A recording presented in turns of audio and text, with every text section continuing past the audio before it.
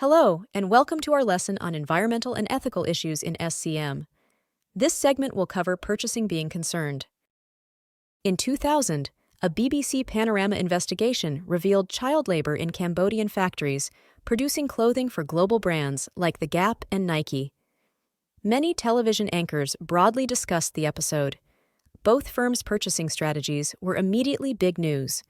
Both companies were immediately required to promise to remove such practices from their SCs to quell the adverse publicity. A couple of years later, Eric Schlosser, an American journalist, published Fast Food Nation, where Schlosser exposed abusive labor practices in the factories processing potatoes and hamburgers working in United States restaurants. This book cites damage to U.S. agriculture created by the massive commercial power of several large companies, seemingly in league with state and federal governments. Additionally, Schlosser's books described various unsavory and possibly dangerous ingredients in the food that people purchase. Many large food firms criticized Schlosser, although they were not able to cite any particular fault in his damning book. This book was broadly studied, reviewed, and many TV shows were conducted in the international media.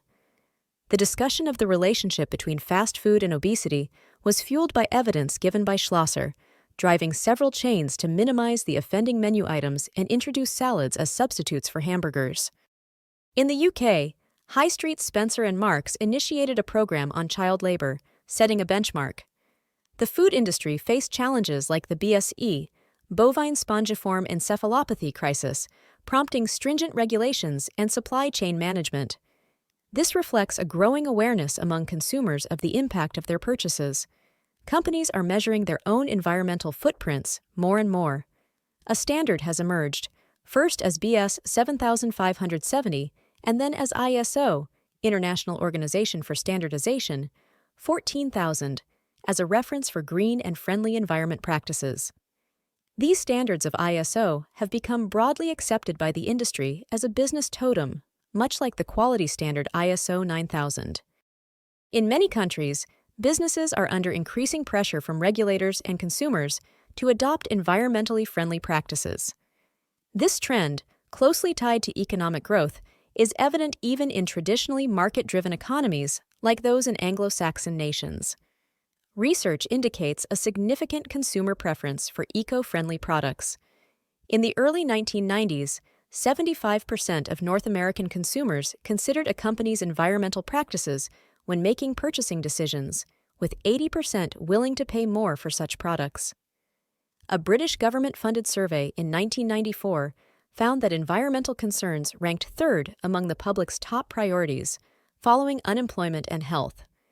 There was widespread support for the polluter pays principle, despite potential price increases, with 87% of respondents wanting more information on the environmental impact of goods and 88% desiring clearer labeling for informed purchasing decisions.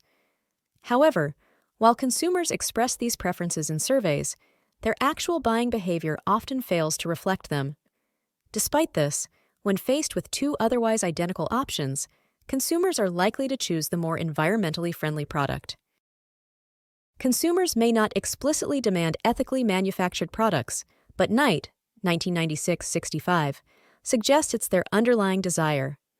When consumers are uncertain about a product's environmental impact, it leads to dissatisfaction. Knight emphasizes that mere satisfaction falls short of the aim. What's crucial is customer excitement or customer delight, which drives repeat purchases. Ethical and environmental concerns are deeply intertwined with supply chains, SCs.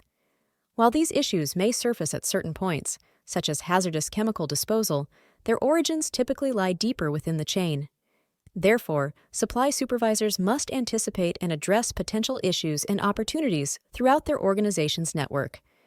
This requires strategic formulation of policies to tackle complex problems, including defining terms like environmentally sound, green, environmentally friendly, corporate responsibility, and sustainable development, which often exhibit ambiguity and uncertainty upon closer examination.